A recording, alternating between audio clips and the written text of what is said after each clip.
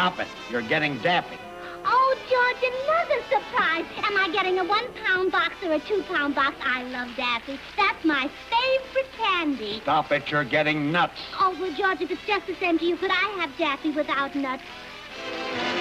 You knew he was a bad doctor? Yeah, all his patients were sick. You're very observing. Yeah, oh, here's a good one. Have you got a pencil? There's a pencil on the back table. All right. He had a beautiful blonde nurse, and even she was sick. She was sick, too? Yeah, she kept begging him to take out her appendix. The nurse wanted her appendix taken out? Yeah, every time she went into his private office, I could hear her saying, "Now, doctor, please cut it out." Gotta light this cigar. I can't talk unless I smoke. Seeing me without a cigar is like seeing Mrs. Miller on the middle page of Playboy.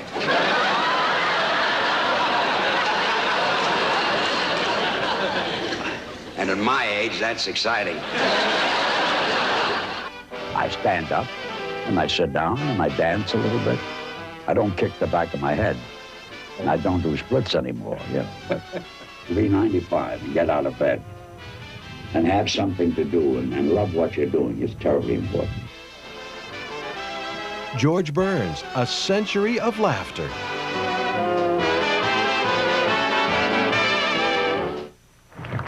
Not only is George a very good personal friend of mine, but he's a tremendous friend to everyone in our whole organization. It took a lot of years to set up this moment, which is a lifetime contract culminating in a celebration of George's 100th birthday at Caesar's Palace. And that's what we're here to celebrate today and here to sign this contract. Here's a song. Here's a song I sang with the Pee Wee Quartet. Red Rose Rag.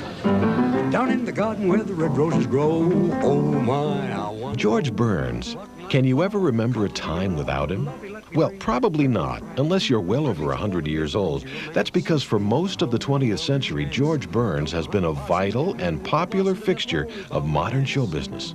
With wit and charm, Burns has triumphed in each new facet of entertainment that he encountered on his fabulous journey. From vaudeville to movies, from radio to television, best-selling author, sold-out nightclub and concert entertainer, and recording star.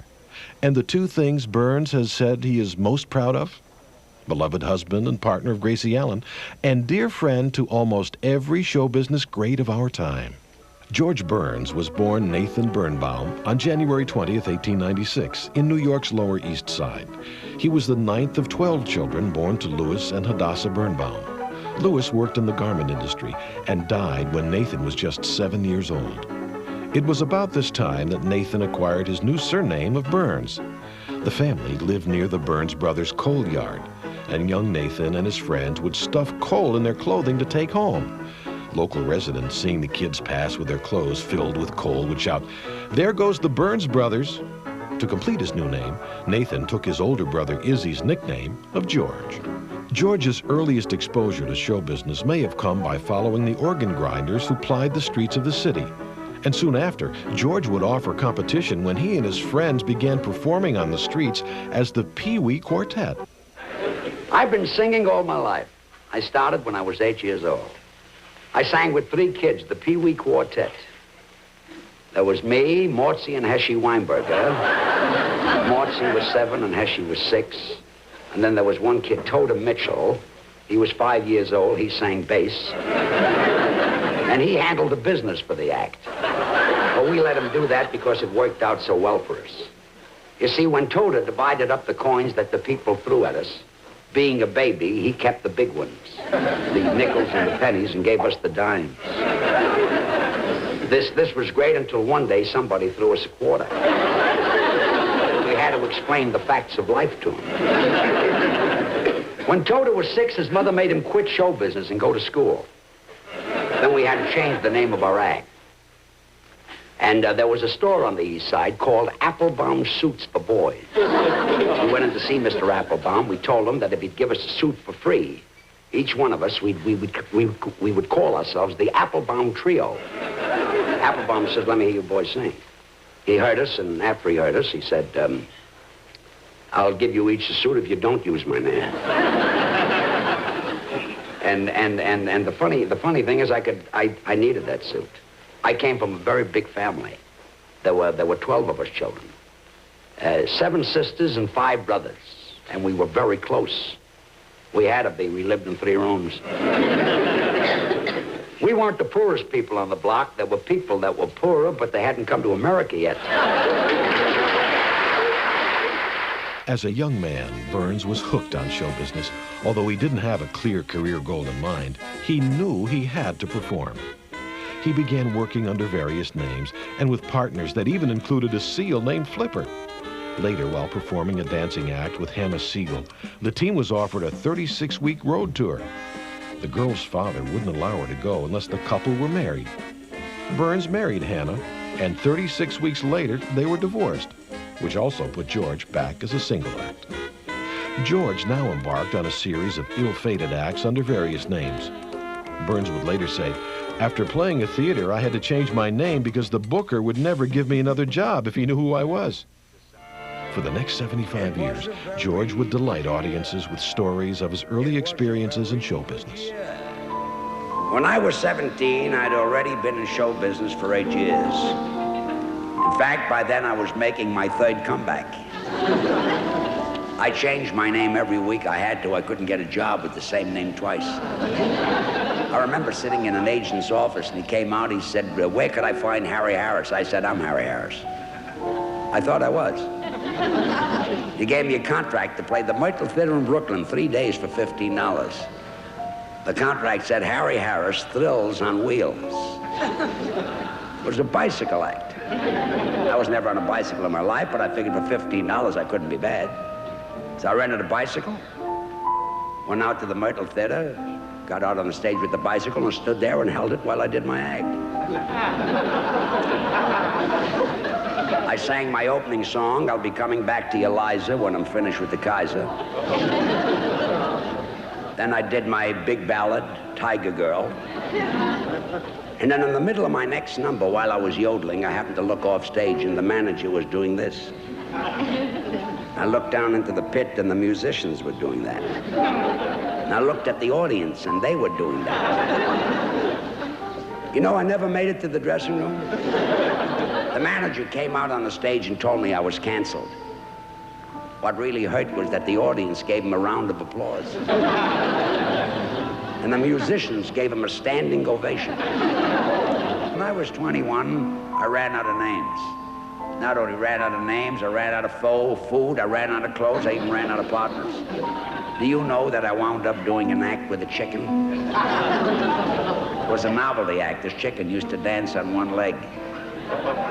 We called the act Jack Davis and Chick Fowler. My name was Chick Fowler. We opened at the Folly Theater in Brooklyn. The chicken was a riot, and I laid an egg. Then the chicken left me and went to work with Willie Delight. And Willie used to like to nip a little bit. But like most drinkers, he hated to drink alone. And before you knew it, the chicken was getting smashed. Now, when you're smashed, it's hard enough to dance on 2 legs, but on 1 leg. And in no time at all, the act couldn't get a job. I ran into Willie Delight. I says, "I hear things are bad." He says, "Awful." He says, "I was so hungry last night, I pretty near ate my partner." I said, "Willie, you wouldn't do a thing like that." He says, "No, but I must admit that I ate the leg she wasn't using." By 1922, George still hadn't found a sufficient partner or a successful act, but it didn't stop him from auditioning for the top producers of the day. I remember that Zickfield auditioned for chorus girls, and he threw me out, but I tried. Another time, Gus Edwards was putting on an act in vaudeville called the Shoeshine Boys. I was a little kid then. I walked in with my box, started to shine his shoes, and I sang, "Shine, shine, 5 cents a shine. My name is Teddy, and I'm always ready. My blacking is new, and my brushing is fine." So that's how far I got. Not only didn't get the job, but he took my polish away, too. Yeah, but I never let disappointments get me down. I always kept smiling. Got to be such a habit, I even smiled in my sleep, and I was sharing a room then with another out-of-work actor who was going around with a girl he was insanely jealous over. Woke up one night and saw me smiling and thought I was dreaming of her and punched me in the nose. Things were real rough then. But a little voice, I was ready to quit, and a little voice always kept saying, inside of me, a little voice would say, all you need is a chance, and you'll be great. And I finally got that chance. I played the Flatbush Theater in Brooklyn, and the audience booed me off the stage. As I walked off, the little voice inside of me said, okay, so I'm a liar. Later in 1922, while working in New Jersey, George was about to lose yet another partner, and he would meet the person who would change his life forever, Gracie Allen. Grace Ethel Cecile Rosalie Allen was born on July 26, 1906 in San Francisco. Her father was a song and dance man who also ran a dance school from the family's home. Gracie made her stage debut at age 3. At 14, she joined her sisters in an Irish dancing act known as the Allen Sisters. As a teenager, Gracie and 2 of her sisters were part of an act starring Larry Riley. When the act was booked into Hoboken, only Riley's name appeared on the theater's marquee. Gracie quit the act, traveled across the river to New York, and enrolled in secretarial school. But shortly after, a friend persuaded Gracie to go back to New Jersey and meet a young performer who was looking for a new partner. The man, of course, was George Burns.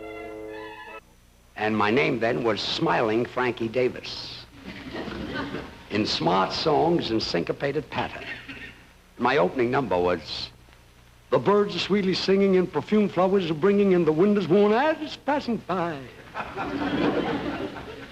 Bye. I love to sing. And after my opening song, I looked out in the audience and I spotted Gracie sitting in the 10th row. This wasn't hard to do. She was the only one left. So I leaned over the footlights and I thanked her for staying, and she said, now you can do something for me. Help me with my dress. It's caught in the seat.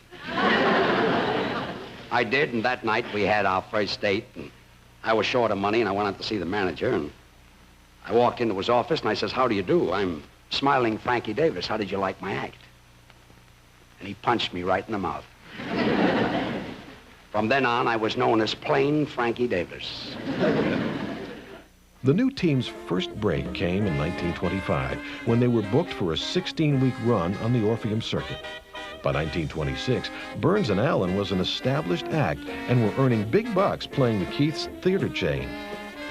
On January 7th, 1926, Gracie Allen, just 19 years old, and George Burns, almost 30, were married by a justice of the peace. I borrowed $2 from Gracie to pay for the marriage license. It's true. You borrowed 5. Imagine the predicament I was in. Didn't have $2 for the marriage license. I had to borrow $2 from Gracie. He borrowed 5. I was so embarrassed, I told the fellow in front of me that I left my suit, I left my money in my other suit. My other suit. In fact, I borrowed the suit I had on. I never... You know, come to think of it, I think I borrowed $5 from Gracie. Finally got it. He still owes me $3 change. I wonder if I ever paid her back. In early 1927, the team really hit the big time when they played the Palace Theater in New York. In 1929, while playing in New York, Burns and Allen were asked to substitute for Fred Allen in a Warner Brothers Vitaphone short. With the arrival of sound, vaudeville stars, with their brief and well-rehearsed routines, had become an attractive property to the film studios. After finishing the film, the couple left for England, where they were booked into various night spots. They were an immediate hit, and the BBC signed Burns and Allen for a 26-week radio engagement. For the first time, millions of people could hear the comedy routines that the team had polished to a luster, traveling the American vaudeville circuit. Well, Gracie, which one of your brilliant relatives will we talk about tonight?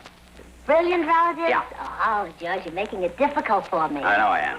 Well, there's so many of them, it's going to be hard to choose. Yeah, just a family of geniuses. I guess there's no such thing as a normal Allen. Well, I couldn't agree more. Yeah, me too. Of course, the one we're most proud of was Mozart Allen, the famous conductor and composer. Mozart Allen? Is he living yet? Not yet. You're right. Is he living yet? Not yet. I heard right. What kind of music did he write? Well, the first thing he wrote was his Symphony 97. That's the first thing. Yes. Well, he figured he'd have a better chance if people didn't think he was just the beginner, yes. After all those years and all those partners, George had finally figured out the secret to success. And the secret's name was Gracie. I'm George Burns, Gracie Allen's husband.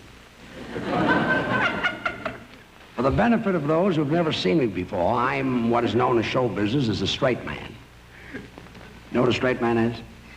I'll tell you. After the comedian gets through with a joke, I look at the comedian and then I look at the audience like this. That is known as a pause. If I must say so myself, I'm famous for my pauses. When I'm really rolling, this is one of my ad-libs. And there's another thing a straight man must know. He must repeat everything the comedian says. For instance, if Gracie should say, a funny thing happened on the streetcar today, I say, a funny thing happened on the streetcar today? Naturally, her answer gets a scream, and then I do one of my famous pauses. You know, I've been a straight man so long that from force of habit, I repeat everything. I went out fishing with a fellow once, and he fell overboard, and he hollered, "Help, help, help." And I said, "Help, help, help." While I was waiting for him to get his laugh, he drowned.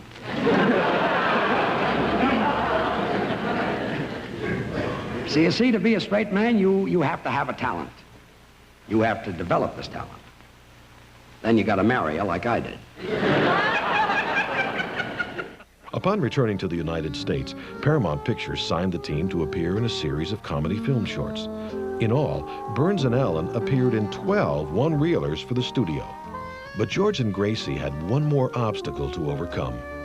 Although the duo had been a hit on radio in England, back home they were turned down for an NBC radio show. The network's reason was that the public wouldn't accept Gracie's squeaky voice. So the team returned to the vaudeville circuit. In 1930, while playing the Palace Theater, Eddie Cantor invited Gracie to appear on his radio program without George. Burns not only allowed Gracie to appear, he even wrote a routine which Cantor performed with Gracie. Just 1 week later, Rudy Vallee, who was credited with discovering such stars as Milton Berle and Edgar Bergen, invited Burns and Allen on his popular radio show. The couple were a smash, and in February 1932, the team became regulars on the CBS Radio's The Robert Burns Panatella program, which also starred the Guy Lombardo Orchestra.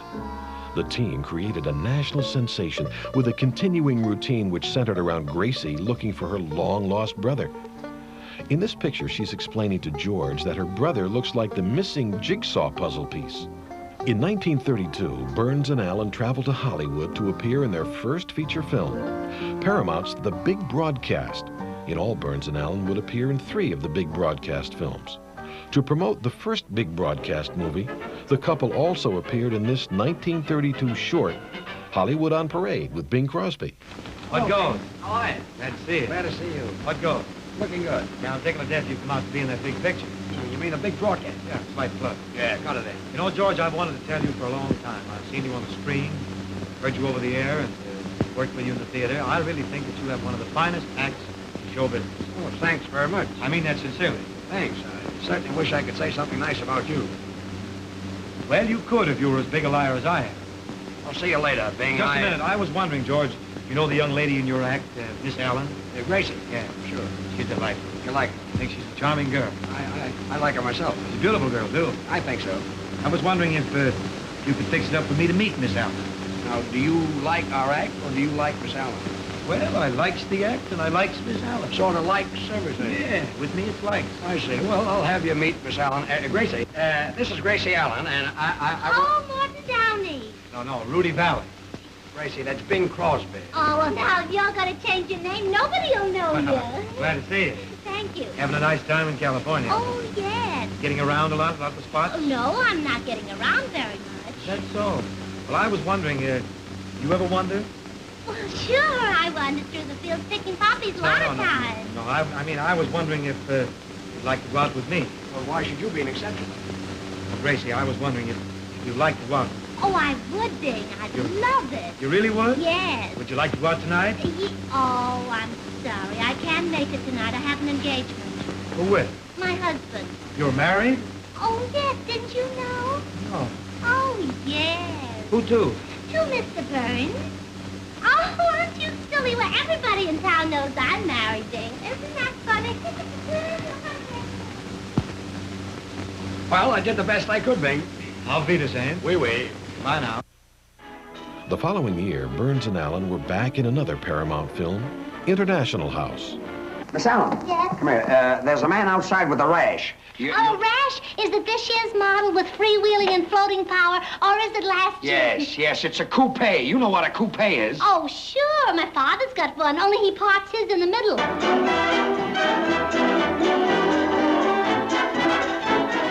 1933 was proving to be a banner year for Burns and Allen. They were enjoying success in films and on the radio, where CBS gave the couple their own program, and they finished the year with another film for Paramount, College Humor. 1934 saw more films, including Six of a Kind, Many Happy Returns, and We're Not Dressing. Stop it. Stop it. You're getting daffy. Oh, George, another surprise. Am I getting a 1-pound box or a 2-pound box? I love Daffy. That's my favorite candy. Stop it. You're getting nuts. Oh, well, George, if it's just the same to you, could I have Daffy without nuts? There was no question that by 1934, Burns and Allen had become major stars, and they were given the star treatment when they attended the Broadway premiere of Billy Rose's production of Jumbo at the Hippodrome Theater. Present, ladies and gentlemen, George Burns and Gracie Allen. Gracie, say hello to everybody. Well, hello, everybody. That's very good. Well, what do I say now? Well, Jumbo was opening. Say something. About Jumbo? Jumbo. Well, all I can say about Jumbo is, if it stays open as long as it stays closed, well, it'll be another Irish Rose. That's big. Well, then say goodbye. Goodbye, everybody. In 1935, Burns and Allen appeared in Here Comes Cookie and Love in Bloom with Jack Benny. The Burns and Benny friendship is legendary, dating back to their earliest days in show business. The two men and their wives were all lifelong best friends. Benny and Burns exchanged appearances on each other's shows many times. Their ongoing routine about George's singing and Jack's violin never failed to delight the audience. Your show can't miss. Now, look at the talent you've got. You got Grable, Bergen, Bobby Darin, the Hermes Pan Dancers, Jeff Alexander's music, and of course, me. Jack, you left somebody out. Oh, I'm sorry. Your director, Greg Garrison. Well, what show am I on? I know I'm working. I'm wearing makeup. George, look, I was getting around to you. After all, this is an hour show, isn't it? Well, see if you can squeeze me in before the closing credits. Look, you've got the most important job. You don't realize you got the most important job on this whole show. Oh? You're the host. The host? Well, good. Now, what does the host do? Are you kidding? What does... Look, when all of these great performers get up and do their wonderful numbers, who's the fella who does this? I do this, huh? What a talent. You're right, Jack. I don't think there's anybody in show business who has a better pair of palms than I have. I got a surprise for you. I'm not only going to be the host, but I'm going to sing with Grable, with Bergen, with Darin, with the Hermes Pan Dancers, with Jeff Alexander's orchestra. And when the show is over, I'm singing with our director, Greg Garrison. George, you've got me wrong. See, I love your singing. I think you've got a style that's your own. You got a great voice. You do? Sure. Look, I've never told you this. Oh? But after a golf game, when you take a shower at Hillcrest Country Club, I always take the shower next to yours. Just to hear me sing? I don't even turn on the water. Really, Jack? George, many a day I've come home to Mary, dirty but happy. You sure it's not to save money on towels? You're corny. But look, George, I really love your singing. Well, Jack, I've never told you this before. This just goes for me. I don't care about anybody else. To me, you're one of the world's greatest violinists. You think so? Oh, yes. You're just as good as what's his name? Jascha Heifetz? Jascha Heifetz. No. Well, Jack, you're just as good as Isaac Stern? Isaac Stern. Oh, George, I mean, And Jack, you're just as good as Rubinstein? him too. He's a pianist. Burns and Allen's success on radio and in films brought more than financial rewards. It gave them stability. Gone were the days of traveling the vaudeville circuits from town to town. It was time for a home and a family. In 1936, the couple adopted their first child, Sandra. A year later, they moved to Beverly Hills and adopted their son, Ronnie. Also in 1936, Burns and Allen appeared in College Holiday. In 1937, Burns and Allen received co-star billing with Fred Astaire in RKO's Damsel in Distress. Not only did the team provide the film's laughs, they also danced with Astaire in the movie's Oscar-winning dance routine. Back on radio, the Burns and Allen show was more popular than ever. Gracie once said, "George tells me we've been on the radio for nearly 6 years now, but whenever I turn the radio on in the house, I never get me." In 1938, Burns and Allen reunited with Bing Crosby for the Paramount release College Swing. And in 1939, the team made their last picture together, Honolulu. Gracie made 3 films without George: The Gracie Allen Murder Case, Mr. and Mrs. North, and 2 Girls and a Sailor. In all, the team had made 14 feature films, but according to Burns, Gracie never really felt comfortable making films or on radio. She once told a reporter, "My hands are cold and clammy, my face is hot, and sometimes I really fumble my lines, but George loves it because the audience loves it." Let's go down to the bar and have a drink. Say, Pop, you're a fast worker. Well, I have to work fast. I'm getting old. Yeah.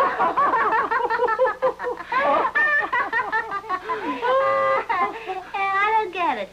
What happened? A man just fainted. Oh, a man just fainted. A man just fainted. Get up! Get up! Get up! Get up! Get up! What happened? Oh, you missed it. A man just fainted.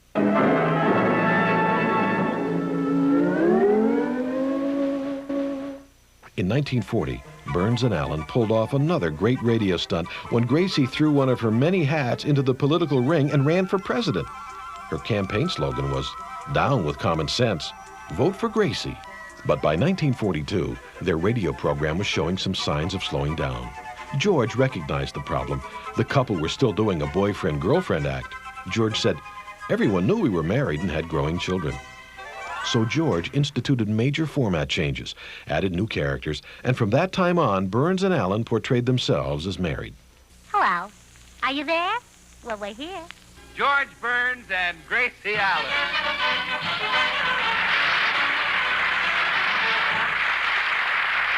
Yes, sir, it's the new Burns and Allen show. Now we find George and Gracie at breakfast. George, how many lumps do you want in your coffee? 2. Thanks. Is there anything interesting in the paper today, or is it just news? Just news. Yeah. Say, you're lucky to have the paper. Mr. Lastvogel's dog is always chewing it up. I wish that Snoopy neighbor would keep his dog away from here. Yesterday morning, he bit little Orphan Annie in the funny section. It wasn't long before George came up with yet another stunt for Gracie. This time, it was the piano concerto for index finger. Gracie actually performed the piece all over the country, including Carnegie Hall. George's show business instincts helped to keep the program fresh and Gracie in the public eye. By the end of the 1940s, 45 million listeners tuned in for each show, and the couple were earning almost $10,000 a week. By 1950, it was clear that television was about to explode on the national scene, and many radio stars were making the switch to the upstart medium.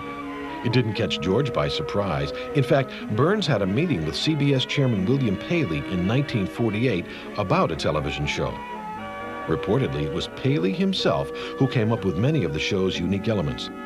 But George wasn't sure, and they also had to convince Gracie, who was very nervous about memorizing new lines each week. In 1949, CBS assigned director Ralph Levy to shoot a demo film.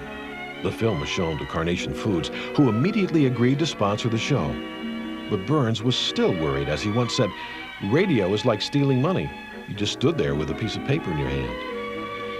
With television, Burns and Allen had to be concerned with props, cues, and learning lines. George also insisted on doing a show every other week, giving the team and the writers more time to prepare for each show. Finally, on Thursday night, October 12, 1950, the audience gathered at the Mansfield Theater in New York. At 8 p.m., the Burns and Allen Show, one of radio's most successful programs, made its television debut. And just as Burns and Bill Paley had discussed almost 2 years earlier, instead of the show opening like a standard situation comedy, George Burns came out alone in front of the audience, introduced himself, and did an opening monologue, much like the stage manager in the play Our Town. Burns introduced Gracie, and the show began. Well, now I'd like you to see where Gracie and I live. That's our home. We live in Beverly Hills. That's the inside of our house. That's the outside right there. That hedge, Gracie planted that hedge. In the back, we have a garden.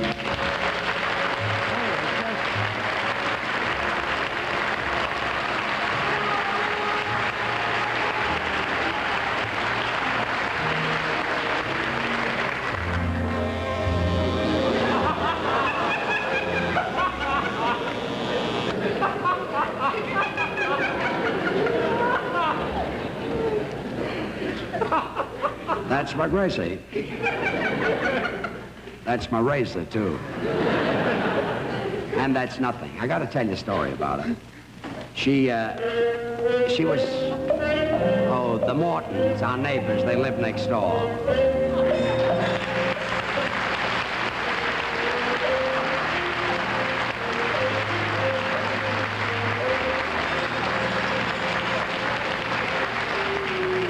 Looks like they've done their week's marketing. The role of Blanche Morton was played by Bea Benaderet, a veteran radio actress who had also played the role of Blanche on the Burns and Allen radio program. In later years, Benaderet would play the roles of Aunt Pearl on the Beverly Hillbillies, Kate on Petticoat Junction, and the voice of Betty Rubble on the Flintstones. Hal March was the first of 4 actors who would play the role of Harry Morton on television. He had also played the role on radio.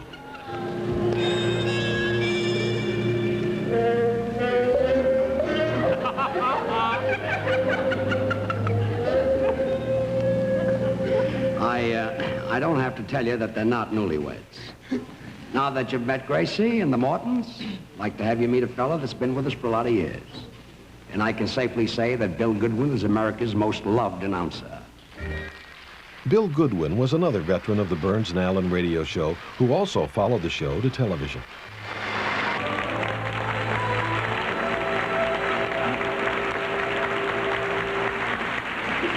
Well, it's now 3 hours later. But first, I got to tell you a little story about the Mortons. You see, Harry and his partner, he's in the insurance business. They, oh, there's Gracie at the door. I'll be back in a minute. Got a letter in. George, hurry up. Oh, where have you been? Talking to some people. Oh, will you take these, please? The critics raved about the show. The New York Times said, Burns and Allen have made the transition from radio seem effortless. And Variety said, Burns and Allen have clicked with one of the best shows of the year. By December of 1950, the Burns and Allen show had moved to Los Angeles, where the program was done live for the West Coast, and a kinescope was shipped to New York for broadcast 2 weeks later. A year later, the program was sent to New York live on the new coaxial cable, from which a kinescope was made for broadcast to the West Coast 3 hours later. On January 4th, 1951, Hal March had returned to New York to appear in another program and later went on to host the $64,000 Question. The role of Harry Morton was taken over by British-born actor John Brown. Brown was a veteran radio actor who had appeared in many series. Hey, break it up. They can hear you people a block away. Now, come on. Get together. Make up and kiss. Kiss him? I wouldn't kiss him with a set of borrowed lips. Well, borrow some anyway. And while you're about it, get the rest of the equipment. Look, you can't have everything. So Harry hasn't got much sex appeal. So Blanche isn't as attractive as she used to be. Is that any reason to carry on like Harry that? hasn't got sex appeal? What do you mean Blanche isn't attractive? Well, I didn't... I happen to think that Harry's one of the I most wouldn't trade Blanche for any woman in the world. What are you trying to do? I demand that you apologize to Blanche for the ungentlemanly thing you said about her. You want to start an argument? Start it yourself. You don't come around here and do it. Where were we? Oh, yeah. Don't you dare hit me with that hammer! Who's hitting you with the hammer? Happened to have the hammer in my hand when I... Oh, there you go again! I'm going home with my mother! Well, go home to your mother! After just 10 shows, Brown was gone. There's some mystery as to why John Brown left the program. Reportedly, his name was on one of the infamous blacklists of the period. And later, he was actually called to appear at one of Senator McCarthy's hearings, where he refused to testify. In any event, Burns announced that Brown had left because of, quote, other commitments. In May of 1951, Fred Clark became the third actor to play the role of Harry Morton on television. Oh, hello, Harry. Guess who just got in from San Francisco? Mamie Kelly and her trailer and the 3 reasons I shouldn't have come home for lunch. Look where she parked this trailer right on my new lawn. She'll ruin it. Oh, Harry, don't be childish. It'll ruin the lawn before it'll hurt the trailer. Why do I live here? Why didn't I settle down in... Oh, these naughty little people. Look. Space Captain, calling Rocket Patrol. Do you read me? Rocket Patrol speaking. I read you, Space Captain. We've sighted Big Space Balloon. What are your orders? Let Big Balloon have it. Roger.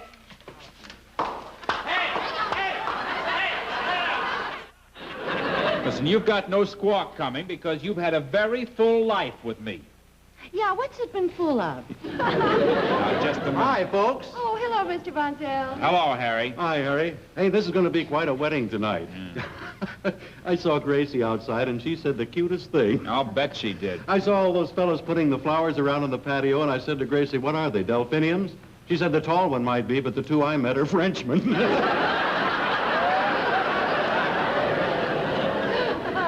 Congratulate my husband. He's going to be best man tonight. Well, hold it a minute.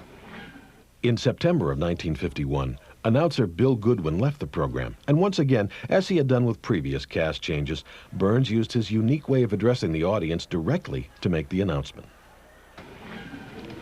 I'm sorry to stop the show, but I got to tell you about Bill Goodwin.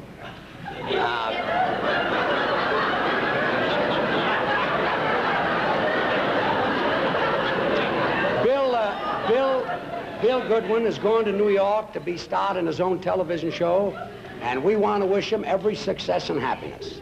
And from now on, Harry Von Zell will be a permanent member of our cast. And I know you're going to like him because Harry is a fine personality. Okay, on with the show. Wonderful, Harry. Harry Von Zell would remain with the Burns and Allen show for the rest of its television run. You see that? Carnation has the consistency of cream. It's heavy enough to whip. And there's good, rich cream in every drop. So, what does Carnation do for a large cup of coffee like this? Or a small cup of coffee like this one here? Well, Carnation will do just what you want it to do. Carnation will make any cup of coffee taste a lot better. See, Carnation gives coffee a rich, full-bodied flavor, a flavor that has plenty of good, solid satisfaction in it. And certainly that's what you want in coffee. Taste, flavor, goodness. And that's what Carnation gives you.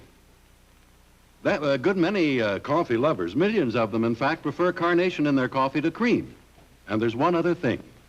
Carnation, the milk that whips, costs less than half as much as cream. So it pays off. It pays in economy as well as taste to cream your coffee with Carnation. And now here is Carnation's own contented couple, George and Gracie.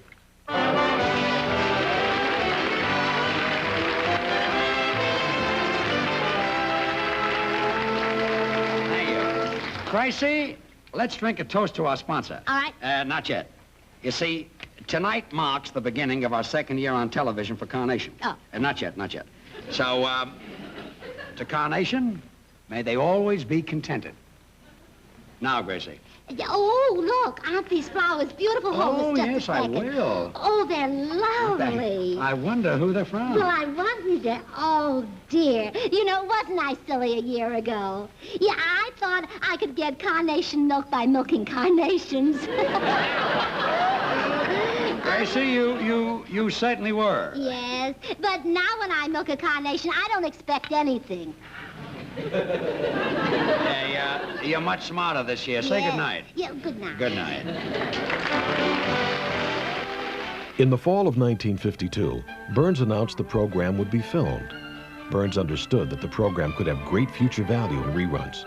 To pay the additional cost of filming, Burns formed McCadden Productions and began filming the shows at the Hollywood Center Studios. The sponsors, Carnation and B.F. Goodrich, paid McCadden a fee of $35,000 per program. Any cost overruns came out of Burns and Allen's pocket. On October 9th, 1952, the show not only went to film, but it also became a weekly series. Later in 1952, Burns appeared in a special highlighting the opening of CBS's new Television City in Los Angeles.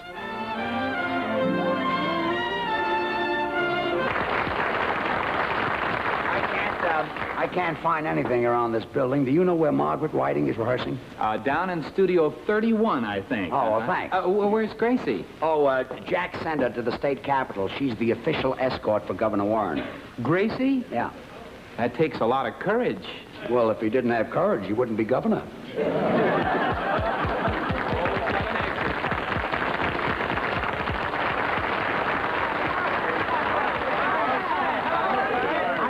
All over for you, Margaret. I've got a wonderful idea. How about you and I doing a duet? A duet? Yeah. George, who sent you over here? Dinah Shore? Margaret, this is my own idea. Oh, well, listen, there's a lot of singers on this program. Have you tried? Everybody. Oh. Well, all right. I'll tell you what, let's ask the sportsmen to join us and we'll make it a Will you, big fellas? production. How about it might as well be spring? Wonderful. Good idea. Do you know it? I'll fake it. Yeah. Well, what key does Mary Olanza sing this in? D flat. One tone higher for me, All right,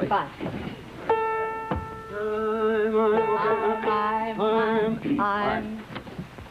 I'm as restless as a willow in a windstorm. I'm as restless. I'm as jumpy as a puppet on a string. I'd say that I had spring fever, but it isn't even spring.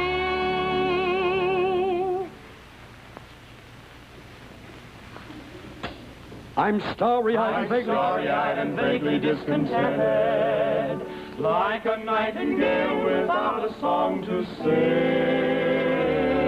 Oh, why must I have spring fever when it isn't even spring? I keep wishing I was somewhere else, walking down a strange new street. Hearing words that I have never heard from a man I've yet to meet. I'm as busy as a spider spinning daydreams. I'm as giddy as a baby on a swing. I haven't seen a crocus or a rosebud or a robin on the wing. But I feel so But good. it feels so gay in a melancholy way that it might as well be spring. It might as well be. Hey, wait a minute, fellas. George, you can finish this. You won't let me. Well, yes, I will. Would you boys like to finish it? Yes, spring.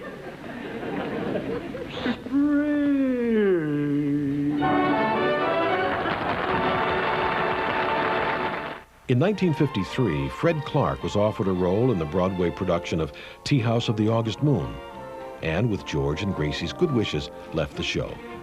Larry Keating, a veteran announcer and actor, took over the role, and George made the following on-air announcement. This is Blanche's fourth husband on the show, so if you single girls want a little tip, get into television. It gives me great pleasure to introduce Larry Keating. I'll be back.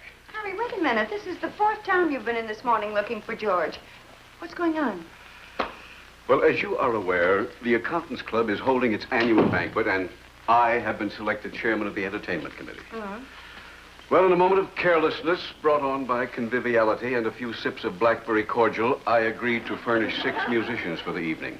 6 musicians? Harry, that's going to cost you a lot of money. True, but I have devised a clever ruse. I will invite George to sing at the banquet. Now, he will be so delighted at this rare opportunity, I feel sure he will offer to pay for the musicians himself. Oh, Harry, that's a pretty sneaky trick. And what makes you think he'll fall for it? Well, you know how George feels about his singing. Yeah, something the way Bridget Bardot feels about her towel. In 1954, Fred DeCordova became the producer-director of the Burns and Allen Show and stayed with the program until 1956. It was about this time that CBS was feeling pressure from NBC, which had started to air some of its shows in color.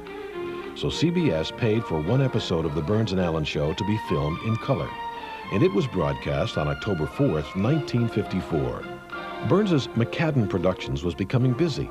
Along with filming commercials for their own show and others, Burns became the co-producer of The Bob Cummings Show, which began a 5-year hit run in 1955 and was later called Love That Bob in syndication. George's best friend Jack Benny's program was still being broadcast live on CBS, but Benny filmed 6 shows at the McCadden Studios.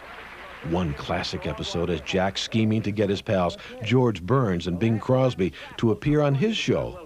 The ever-penny-pinching Benny appeals to their good old days in vaudeville when they had an act called Goldie, Fields, and Glide.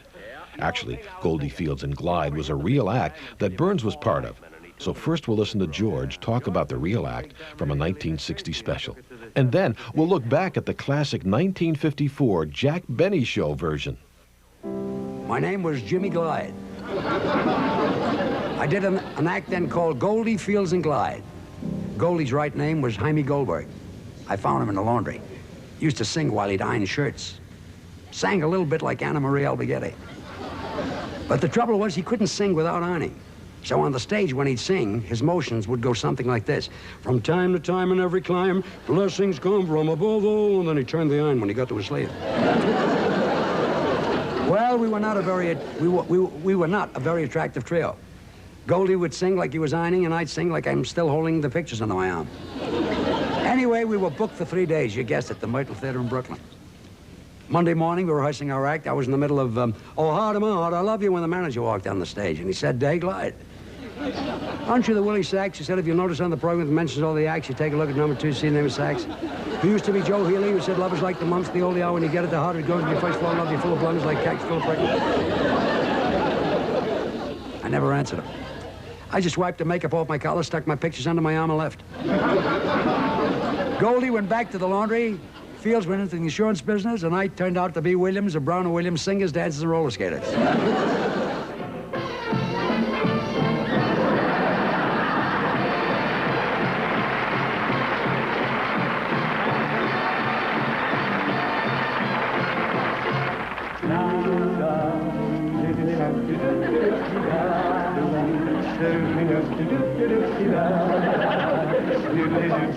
Oh, hear the steamboat whistle blowing. Honey, don't cry. When you know it's time going. For me, dear, don't sigh. When the silvery moon has shined, way up in the big blue sky, then you know my heart am pining. For you, dear, don't cry. My heart will pine for you when the toil of day is through. Every little star gleaming from afar will be shining just for you, my little honey. My heart will pine for you when the toil of day is through.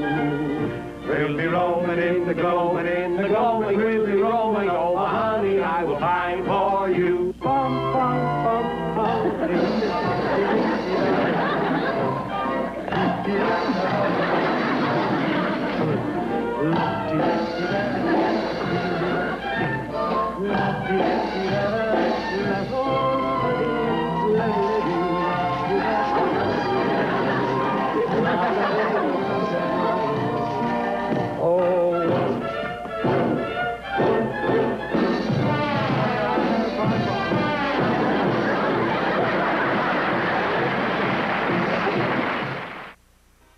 In October of 1955, Burns's McCadden production scored another hit with The People's Choice.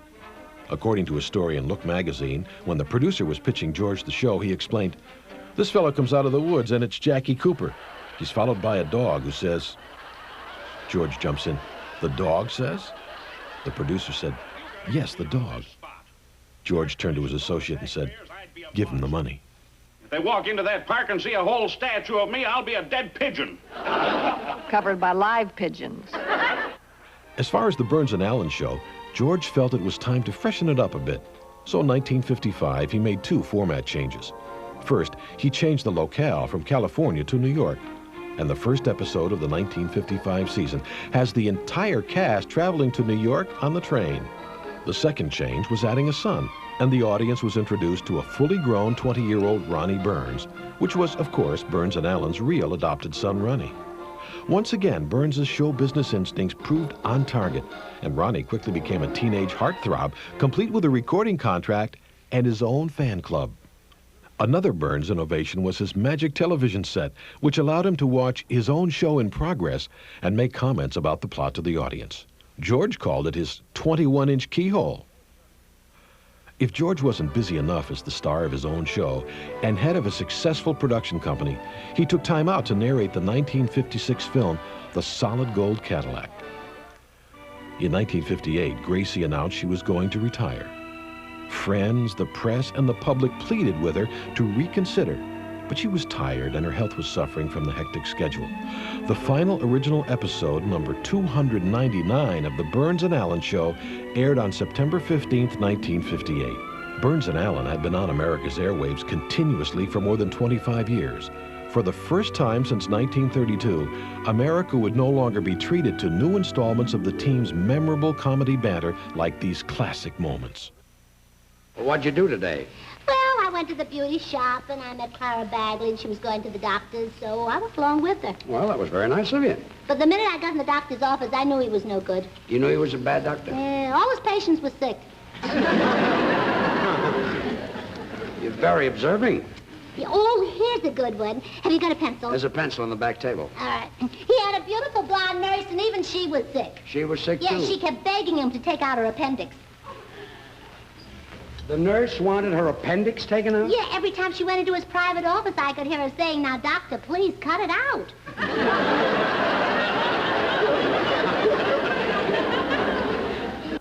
Well, believe me, I'm glad my sister Hazel is only 2/3 married. Hazel is only 2/3 married? Well, sure, only she and the minister showed up. Oh, yes, I remember the groom couldn't get away from his wife. Remember? Oh, yes, vividly, yes. Oh, men. Look, Gracie, I know that you're all worked up, but I wouldn't let this get out of the house, because if it does, you're going to be laughed at. Hell, let them laugh. They laugh at all intelligent women. They even laughed at Joan of Arc, but she went right ahead and built it.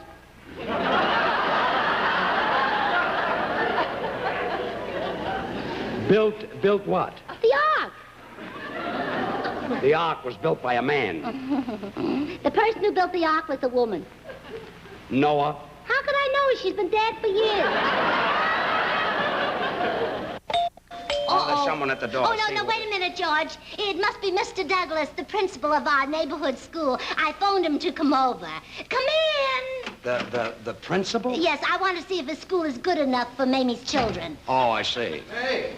Oh, hi, Burnses. Oh, hello, Harry. Oh, I thought you were Mr. Douglas. Oh, no. Well, we do look a lot alike, Gracie, but I'm darker than Kirk Douglas. Kirk Douglas? George, did you hear that? I didn't know that he was the principal of a neighborhood school. I'm going over and tell Blanche maybe we can go to night school. busy and finish autographing those carnation cookbooks. I can finish getting dinner alone. Can you really? Of course I can. Hello, Blanche. Oh, hi, George. Where's Harry? Well, he was lying down, but he'll be over as soon as he shaves and puts on his shoes. Blanche, why does he shave his feet?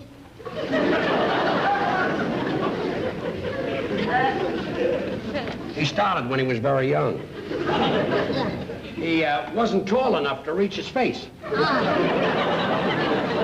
Oh, say, George, you should have been with me this afternoon. Oh? After we finished shopping, I went to the zoo. Did you have fun? Oh, yes, you know, Professor Bradford said we should eat like animals. Oh, and you went there to see how the animals eat, huh? Yes, yeah, and I got a few good ideas. Of course, we could never afford to eat $10 bills like the elephants do. In fact, I don't think they... The elephants eat $10 bills? Oh, sure, there was a sign that said, do not feed elephants peanuts. $10, fine.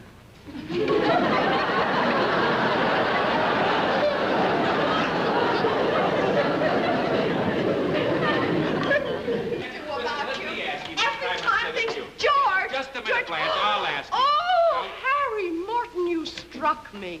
I gave you a little shove like that. You did not. You pushed me hard like that. I gave you a little shove like that. Harry, hard like that. Soft like that. Harry Morton like that.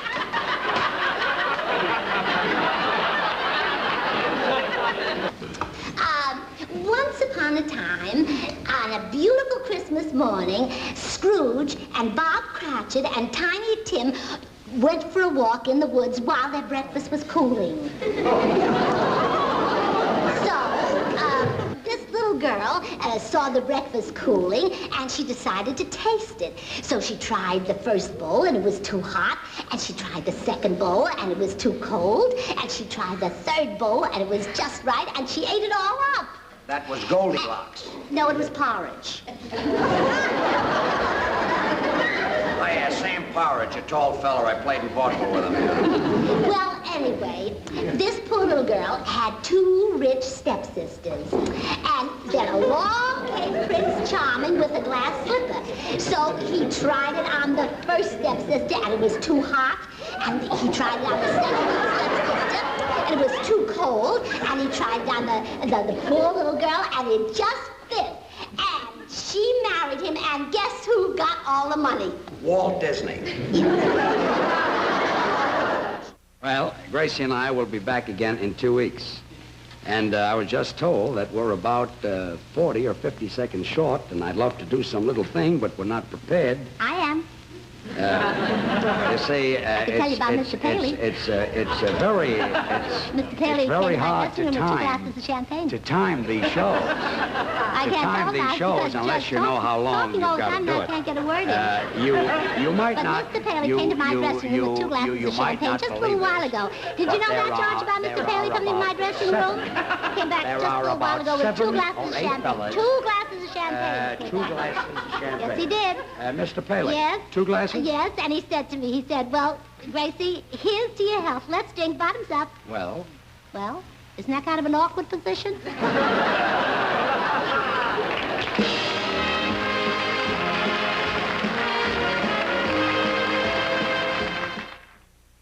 It's almost impossible to imagine anyone else replacing Gracie, but one person who actually tried it was Jack Benny. Burns and Benny often performed a hilarious takeoff at charity affairs, and this performance from a 1954 Jack Benny television show.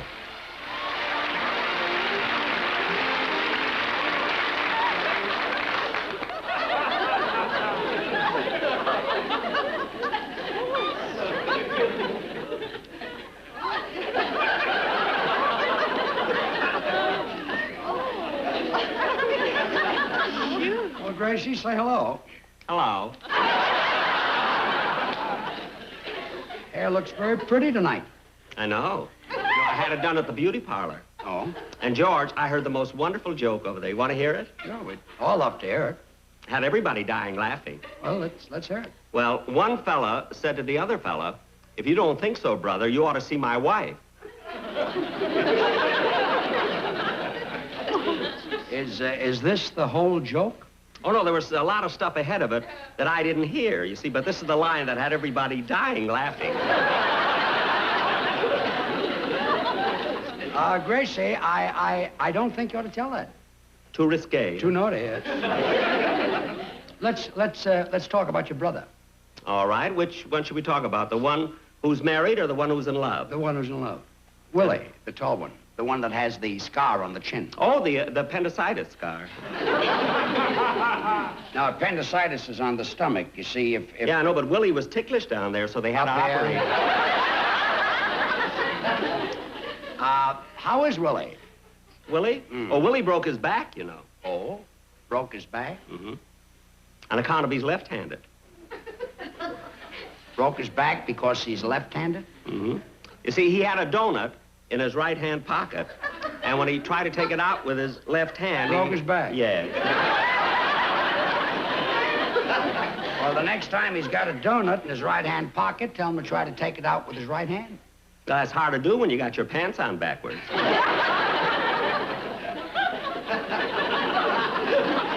His pants on backwards? Mm-hmm.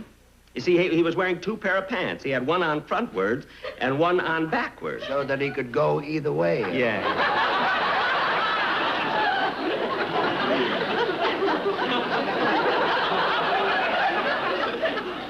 That's when the truck hit him.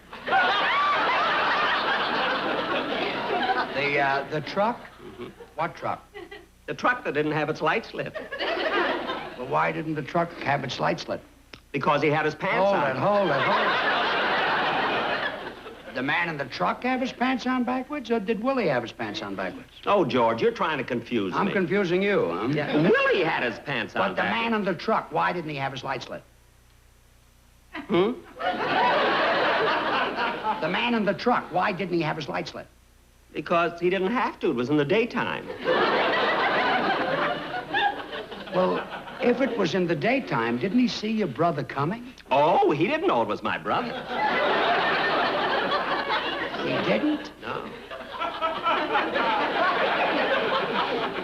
See, he just saw two pair of pants coming towards him, so he drove right... Between them? Yeah. In 1958, George Burns was 62 years old. He told Variety, "I'm too old to retire." So keeping everyone from the cast of the Burns and Allen show, minus Gracie, the George Burns Show premiered on NBC in October of 1958. Gee, Dad, that Mr. Jessup is tough. He's seen 12 acts and only picked 2. Judy and I'll never make it. Now, just relax and don't be nervous. I'm not nervous, Mr. Burns. It doesn't make a diff of bitterance to me whether he likes us or not. Difference? Bit of difference. I'm so nervous. The way she said it the first time sounded right. Look, there's nothing to be nervous about. You just go out on the stage and you do the act. It took me months to put it together for you. Now, you know your routine, don't you? Yeah, we start open with a dance. A dance. Song? Open with the jokes I gave. They're great jokes. I've done them for years. Then you do your song, and then you do your dance. Ronnie, it's ridiculous for us to be this nervous. Yeah, well, I'll just count to 10. Relax. 1, 2, 3. What comes after that? Look, you'll be fine when you get out on the stage, and when this show goes to Broadway, you'll go with it. Thank you very much. Next. Well, Judy, say hello to the audience. Hello. You know, I had to wait. You were late. Oh, Ronnie, I'm sorry. I was at the doctor's office. Oh, and while I was sitting in the waiting room, I heard the funniest joke. Would you like to hear it? Well, sure. I think everybody would. Well, this one man said to the other man, "And wait until you see my wife." That's the whole joke?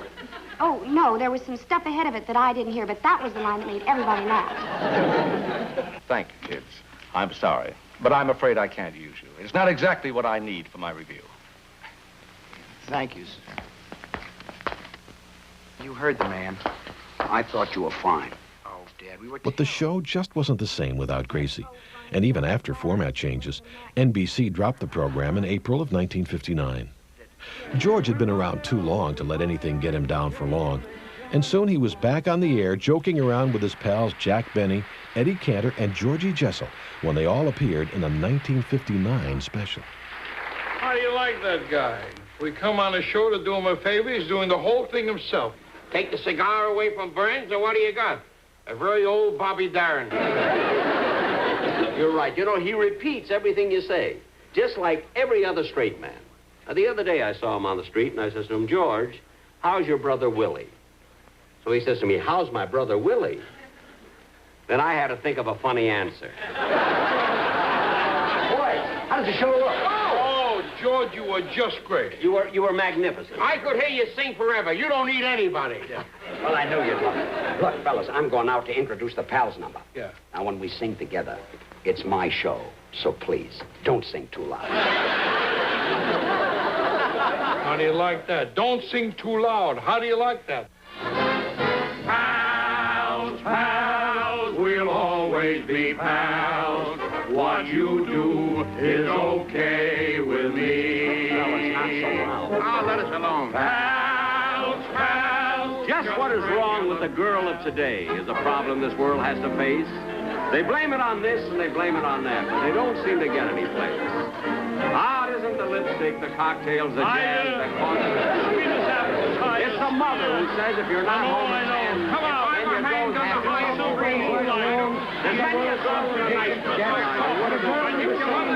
And each one of them is a living mistake of a parent.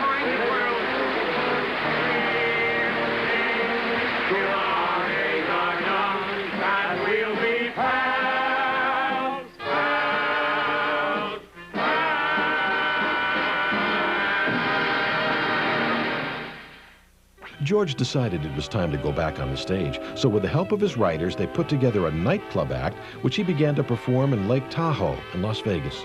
Along with his own routine, he would work with various female partners, including Carol Channing and his discovery, Anne Margaret. Another performer who appeared with George during this time was Bobby Darin. Here's Burns and Darin from a 1960 TV special. Bobby, you're a delight. Thank you very much, Mr. Burns. A lot has happened to you in the last year. Yes, sir. How does it feel to be 24 years old and to be one of the top recording stars? You know, the same thing could have happened to me, but when I was 24, Edison was 24, and he hadn't invented the phonograph yet. Actually, I was really lucky, Mr. Burns. Sure was, because after all, I owe most of my success to just one man. Bobby, you don't have to say that. Yes, I do, sir. Because after all, where would I be without the guy that wrote Mac the Knife? Yeah, well, that's who I was thinking of, too. Although, Bobby, I did have a little to do with your success. I didn't write Mac the Knife, but I wrote Elvis Presley's draft board and got Elvis in the Army. That didn't hurt you either. Oh, no, it sure didn't. Sure didn't hurt at all, no. Say, Mr. Burns. Yeah? Would you do me a favor, sir? Would you write another letter for Fabian? Look, Bobby, how about singing a little song together? Jeepers, Mr. Burns, I'd love to. I really would. But, you know, the last time we did the show, both of us sang a song together, and there might be a sameness, you know? It just might. Why don't, say, I have an idea. Why don't you sing a song with Betty Grable? Betty Grable, Sure. Huh? Yeah, that might be an idea. Mm-hmm. Sure. I mean, after all, you've helped me enough. Why don't you do it to somebody else? I mean, why don't you do it for somebody else, is what I meant. No. Betty Grable, yeah, she's a beautiful girl, and we could do a boy and girl number. Certainly. And I could give her every third line. I know that this is going to break your heart, but I've decided not to sing with you. Well, I guess you just have to take the good with the bad. By now, George's desire to sing had become a running gag. As we've seen earlier, he failed in his attempt to sing with Margaret Whiting and Bobby Darin. Later in the 1960 show, he tried again, this time with Polly Bergen and Betty Grable. Now, which will it be? I'd love to, George, but I've got laryngitis. She got it from me. I'm cooked. All right. Will you dance with me?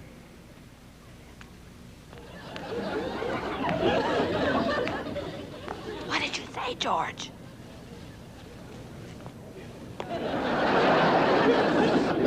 She got it from you, yeah. Do you girls happen to have a relative in Gunsmoke named Chester? All right, no singing, no dancing. How about taking a little walk with me? A walk? A walk? Sure.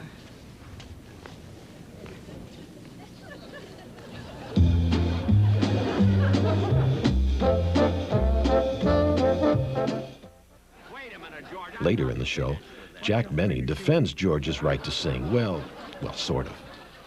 George has had that voice down in him all these years. A lot of years. And it's improving with age. Right now, his voice is like a rare old wine. Like a fine old cheese.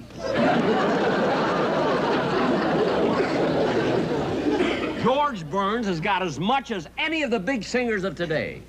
I don't care who you mention, Frank Sinatra, Dean Martin, Perry Como, Arthur Rubinstein. He's a piano player. What do I know about singers?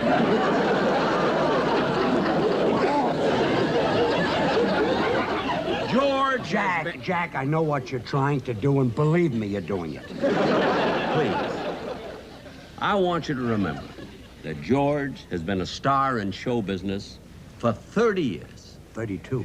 37 years. 37 years. And you may ask me why. Ask me why. Ask me how. But that's show business. Although Gracie was enjoying retirement, she did make a few appearances like this one, where the Friars Club honored Burns and Allen. On the other hand, George was keeping very busy performing and producing television shows. In 1961, McCadden Productions helped develop the hit show Mr. Ed, which ran in first run from 1961 to 1966. During the early 60s, Burns continued to successfully perform in nightclubs and theaters, but he had television on his mind. Burns began working on a new show idea as a tune-up for his return to regularly scheduled television. In 1964, he hosted ABC's Hollywood Palace. Augustus J. McCann was a hand-picked married man. He has been fighting with his wife since married life began. Isn't that nice? That's one of my big hits. That was especially arranged for me by John Philip Sousa's father. I introduced that song in Altoona, and it swept the whole town. But the trouble was, I was the middle of the first chorus, and they swept me out with it. One night, you know I love to sing. I wake Gracie up in the middle of the night 2 or 3 times a week. I sing her a song, and we go back to sleep again. It works. We've been happily married for 38 years. If Betty Fish had done that, he still would have been married. Part of George's hosting duties was to introduce next week's hosts. Assisting him is a very young Raquel Welch. Tony, Sid, so nice to see you. And Raquel, you better go to my dressing room and get some aspirin. You're going to catch cold. Thank you, Mr. Burns. Goodbye, Raquel. Wish my son Ronnie was here.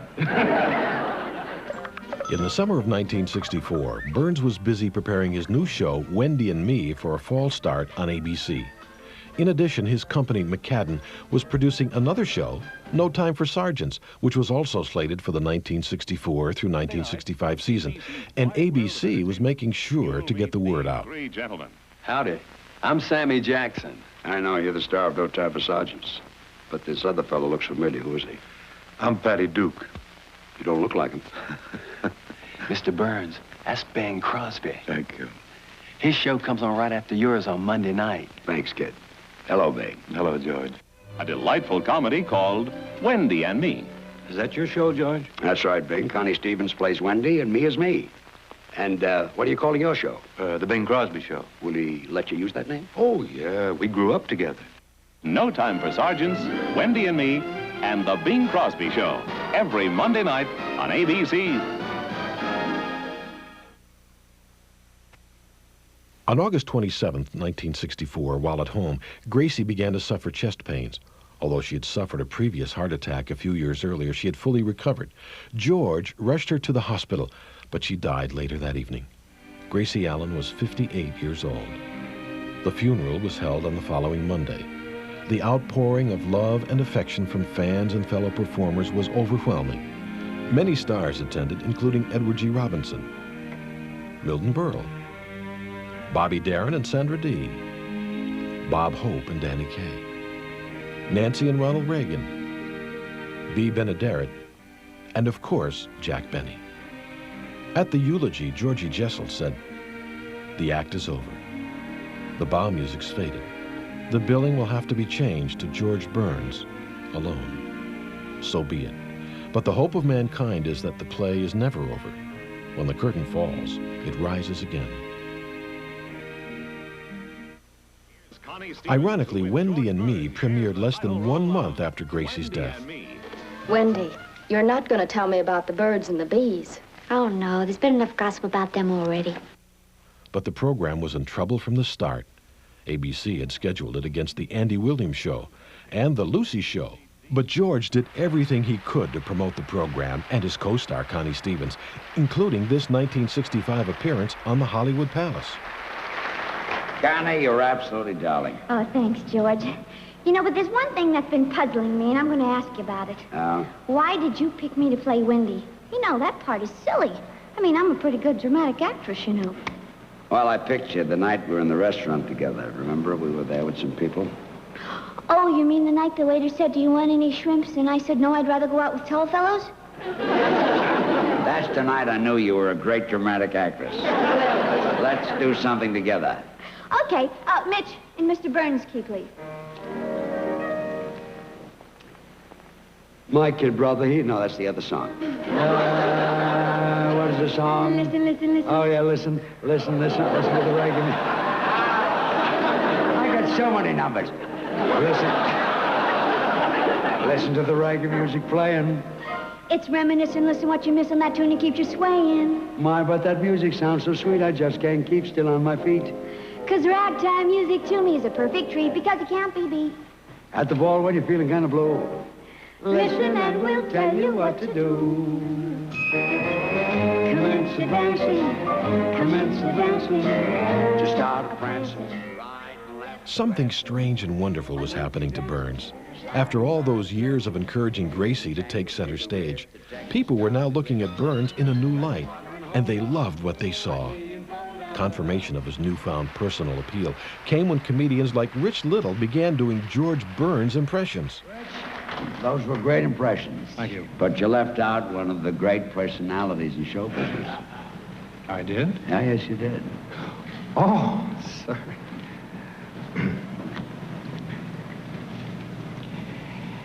You know, it really is a tremendous thrill.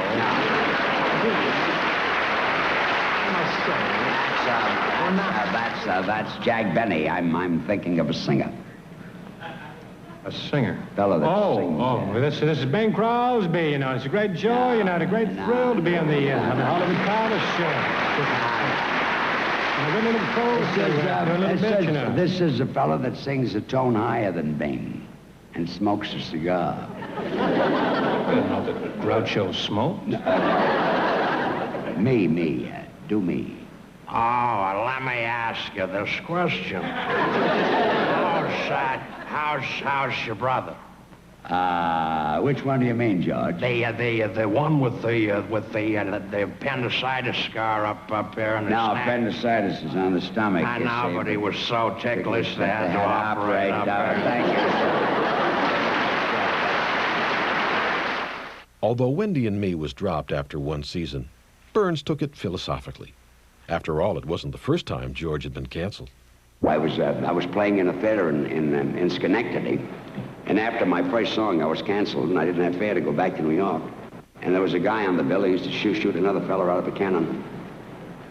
And he helped me. He shot me as far as Newark. But I had to hitchhike the rest of the way. It was very hard to pick up another cannon that time of the night. After Wendy and Me, Burns returned to performing live on stage, and he never missed the opportunity to get in a few jokes about his best friend, Jack Benny. And Jack Benny's gimmick is being stingy. And that's not true. When I played Las Vegas, Jack Benny came on to see me. And the minute he saw the crap table, he ran over to the table and he grabbed the dice. In fact, they were still talking about it the next day. Do you know that he held the dice for 1 hour and 45 minutes? Finally, he threw them and rolled a crap. Lost $1 and somebody had to hold him for 1 hour and 45 minutes. And now here's the only man that Jack Benny ever takes out to dinner. That's because he makes him laugh. George Burns. In 1966, Burns appeared on the Hollywood Palace, hosted by Bing Crosby. The two had first appeared on the screen together more than 30 years earlier. Thank you. Thank you very much. Excuse me while I put this holder on my cigar. At my age, that's exciting. 16 beautiful chorus girls on the bill, and I'm dressing next door to Crosby. But the funny thing is, Crosby thought he was dressing next door to the chorus girls, and I thought I was dressing next door to them. And there's a little hole in the wall between our two dressing rooms. Naturally, I took a little peek through the hole, and there was Crosby peeking back at me. I think he's got bad eyes. He whistled at me twice. See, the bad eyes are very bad judgment. I gotta light this cigar. I can't talk unless I smoke. Seeing me without a cigar is like seeing Mrs. Miller on the middle page of Playboy.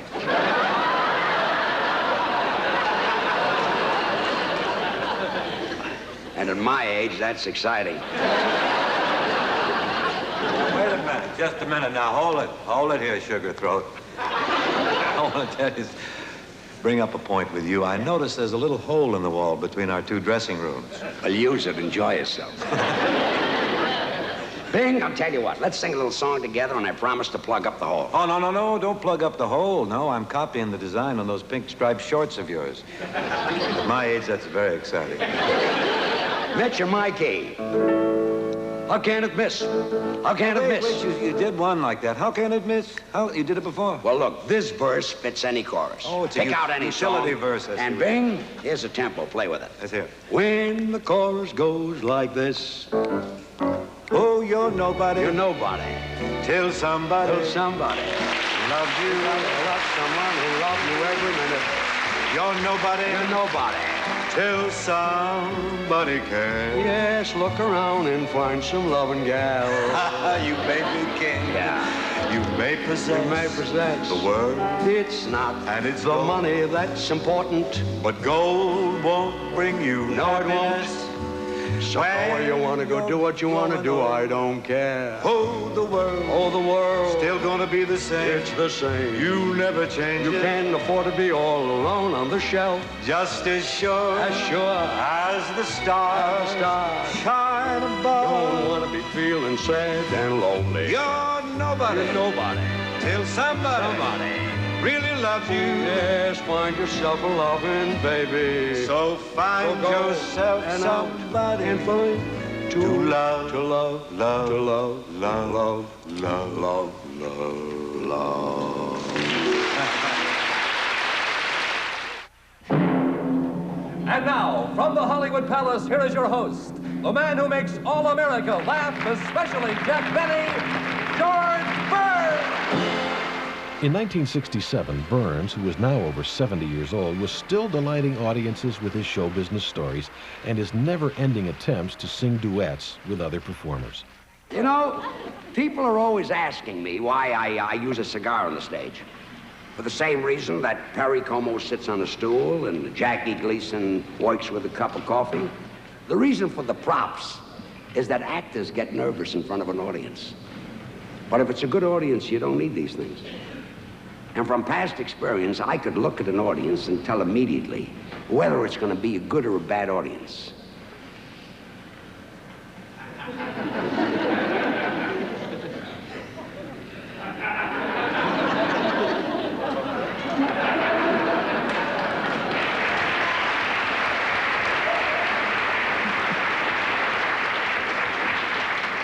I wonder he has to sit down to drink this stuff. Mitch and Mikey. Old little Johnny Warner was sitting in the corner of a swell cafe eating his heart away because he had no girl. Hold it. I must tell you something. We've got a very, very exciting show tonight. Got some great novelty acts, and we've got the King family, Enzo Stawati, Lainey Kazan, and they all sing great. But the reason that they're all in the show, the producers figured with all these wonderful voices, there wouldn't be room for mine. But I'm the host. I'll make room. At another table sat a girl named Mabel with a fellow who Johnny knew, and his head began to whirl. Wait. You know, the producers keep giving me that stuff. They say, George, you're supposed to be a comedian. Well, I got news for them. I'd rather sing than be a hit. And we got into a big argument. They wanted me to do comedy, and I wanted to sing, so we compromised. Tonight, I'm going to sing some of my jokes. You know, the difference between me and these other singers on the show is that they need you. When they exit, they need your applause to bring them back. But not me. I'm coming back anyway.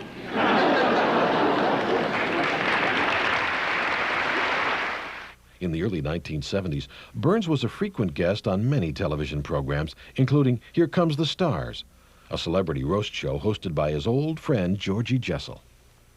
Eddie, that seems to be a fine cigar. It has a wonderful aroma. It ought to be. It's very expensive. Is that so? Tell me, is that cigar you're smoking expensive? I hope so. I found it. Eddie, what do you pay for your cigars? $2. $2 a piece? Mm-hmm. I paid $2 for a cigar. First, I dance with it. In 1975, Burns received a special award from Princess Margaret for his contribution to a royal charity show. Burns was almost 80 years old, and once again, his life was about to take another surprising turn. Jack Benny had been cast to star in the film version of The Sunshine Boys, but he passed away shortly before filming was to begin. Burns was asked to step in for his best friend and play opposite Walter Matthau. The film was inspired by the comedy team of Smith and Dale. Here's Burns getting some tips from the real Joe Smith. It was perfect casting. After all, George had also been a member of a legendary comedy team. Walter Matthau, George Burns are making a movie about a vaudeville team who have been the funniest men in America for 43 years and have hated every minute of it. I haven't seen him in 11 years. I haven't spoken to him in 12 years. Can't stand him, but I don't hate him.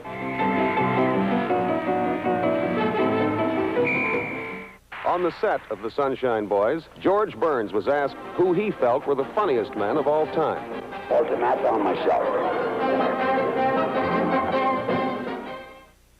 Burns had done it again. He received rave reviews and the 1975 Academy Award for Best Supporting Actor. Burns said, if you stay in the business long enough and get old enough, you get to be new all over again. George Burns, an old friend, and Walter Matthau, a new friend. Ladies and gentlemen, again, excellence in art. Here they are, the Sunshine Boys. If I were you, I'd start thinking about using a cigar holder like I'm using. You don't need it now, but when you get to be my age, when you put a cigar into a holder, it's exciting. CBS celebrated Burns' Oscar with a television special in 1976. Playing a vaudeville comedian was natural for Burns. But what could prepare him for his next film role in the 1977 release, Oh God? Well, nothing but 80 years of living and his own unique personality. Time magazine raved, Burns' impeccable and legendary timing is essential to working miracles as it is to telling jokes. Burns maintains a dignity that must surely be appreciated in heaven. Later that year, Burns was back on CBS hosting The People's Command Performance. In 1978, Burns returned to the screen in two films, Movie Movie and Sgt. Pepper's Lonely Hearts Club Band, where the octogenarian entertainer kept pace with rock stars Peter Frampton and the Bee Gees. Burns always seemed to have the knack of pairing himself with younger performers. Here's George and a very young Wayne Newton from 1965.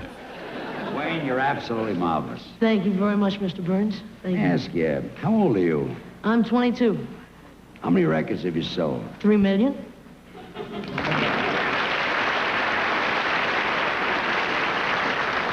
We're both in the same league. I'm 3 million years old and sold 22 records. Let me ask you something. Where did you get this singing style? Well, I have a confession to make, Mr. Burns. I must admit that I've learned an awful lot from watching the real old-timers. You did, huh? Yes, sir. Paul Anka, Frankie Avalon. Oh, Wayne, I'd love to sing with you, but unfortunately I can't. Why not? Your manager asked me not to.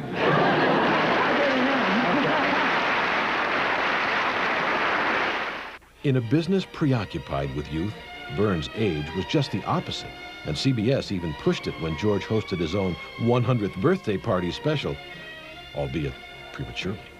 In 1979, George was back on the screen in Just You and Me, Kid with Brooke Shields and the critically acclaimed Going in Style. In the film, George plays the ringleader of a gang of senior citizens, played by Art Carney and Lee Strasberg. The trio decide to rob a bank to relieve their boredom and get more than they bargained for. The 1980s had George busier than ever, with 2 sequels to Oh God, Book 2, and Oh God, You Devil. On television, there were cable and network specials, and in 1985, less than a year shy of his 90th birthday, Burns became the oldest person to host his own TV series, George Burns Comedy Week, a short-lived comedy anthology series for CBS. How busy was George? Well, incredibly. In 1985, People magazine voted Burns one of the busiest people in the world. And the awards were also pouring in, including the Kennedy Center and the Association of Variety Artists. In 1988, Burns celebrated his 92nd birthday by playing an 81-year-old swinging bachelor in the film 18 Again. And what a milestone it is. Lots of cherished friends of Mr. Burns turned out tonight to lend their best wishes. I wish him what God has given him so far, and may it ever continue.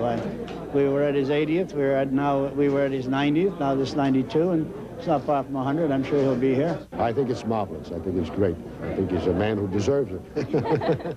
George was not only celebrating his 92nd, but also promoting a new film, 18 Again, which co-stars Charlie Schlatter. What are you going to wish for this birthday? What do I wish for? Another martini. To cap off 1988, George wrote the best-selling book, Gracie, A Love Story, and would later go on to write numerous books. In 1989, Burns and Allen were inducted into the Television Hall of Fame, and it seemed fitting that along with TV pioneers Red Skelton, David Susskind, Huntley and Brinkley, and David Wolper, George's dearest friend Jack Benny would also be inducted. The Burns and Benny friendship has given all of us such wonderful memories. I really think you're the greatest. Well, if you really feel that way, I just happen to have my violin here. I don't. Oh, there it is. Yeah. Well. I just happen to have my piano here. Really? There it comes. George, you mean you're going to sing while I play? Let me ask you a question. You're going to play while I sing?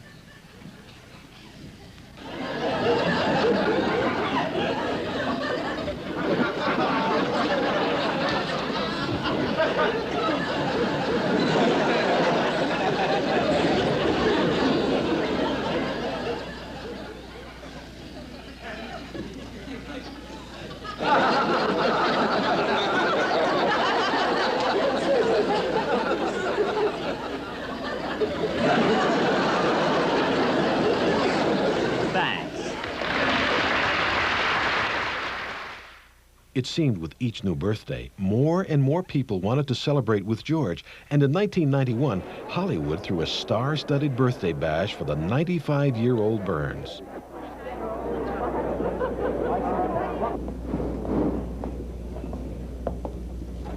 She said no, he said yes. She said yes, he said no. A year later, while celebrating his 96th birthday, he was asked what it was like being a legend. But you don't wake up in the morning and say, I'm George Burns, the legend. No, I get up. When I get up, I say, the legend is getting up. God is getting up. Only when I get paid. To be my age, to be 95 and get out of bed and have something to do and love what you're doing is terribly important. I stand up and I sit down and I dance a little bit. I don't kick the back of my head. I don't do splits anymore, you know. In March of 1992, Burns took to the spotlight in a gala honoring him for his many charitable contributions. And once again, the stars showed up to pay tribute. Well, because it's important to be alive at my age, to do everything, anything. Glad to be here. I'm smoking a cigar. In 1993, Burns, now 97 years old, was still packing him into nightclubs and theaters all over. On November 11th, Caesar's Palace announced they were signing Burns to a lifetime contract and talked about plans for celebrating his first 100 years of performing. Comedian Arsenio Hall was also there to honor Burns.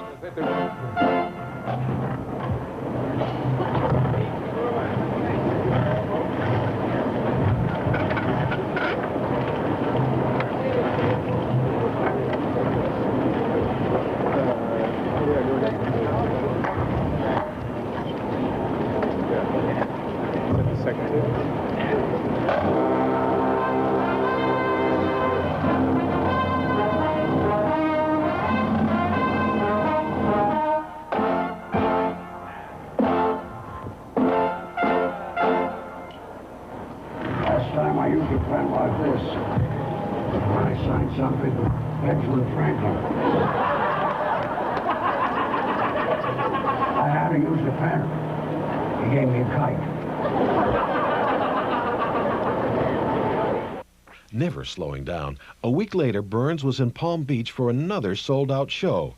Earlier in the day, he talked with the press. What was it like making the transition from radio to television? It was easy for me, you know. Gracie was with me.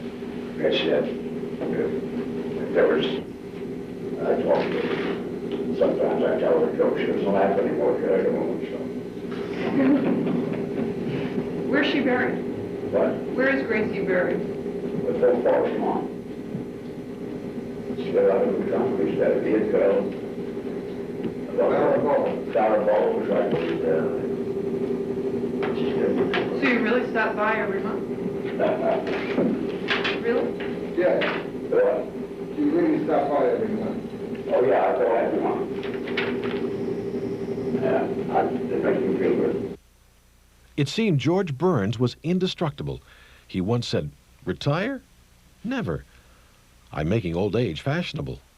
That's why it was such a shock when in October of 1994, Burns had to be rushed to the hospital to have a dangerous buildup of fluid drained from his brain. His longtime friend and manager, Irving Fine, held a news conference. But they decided they'd better do this. So they went ahead, and Monday night they operated. It was a small, short operation, and he came through it fairly well. But the entertainer isn't out of the woods yet. He's in intensive care now, and he's improving every day. The doctor, I spoke to both Dr. Cooper and Dr. Sugarman a few minutes ago, and they both think he'll be out of intensive care tomorrow and in the hospital for 5 or 6 or 7 days.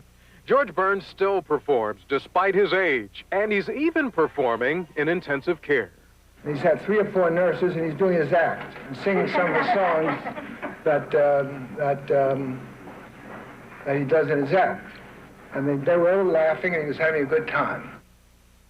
But any man who could play God 3 times can't be counted out. And remarkably, 3 months later, there was the 99-year-old George Burns being honored just outside the very same hospital he had been recently rushed to. So what's George Burns' secret? Well, he said it this way: "I love show business, and I'm lucky to have spent my whole life in it. I would rather be a failure at something I love than a success at something I hated to do." Failure indeed. Here's what President Ronald Reagan once said about George: "I just couldn't turn down this opportunity to say a few words about George Burns, this bionic geriatric, this Sun City Fonzie, the only man I know who does fool Mother Nature." And now the days are short. I'm in the autumn of the year, and I think of my life as vintage wine from fine old kegs, from the brim to the dregs. It poured sweet and clear.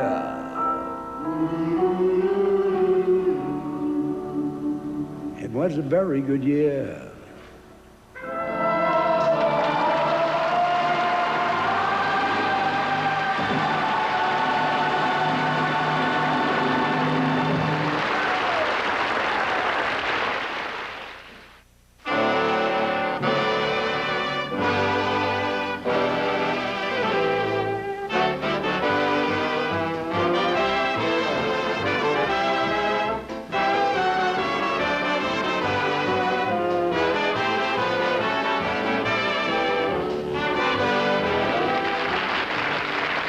Thank you very much.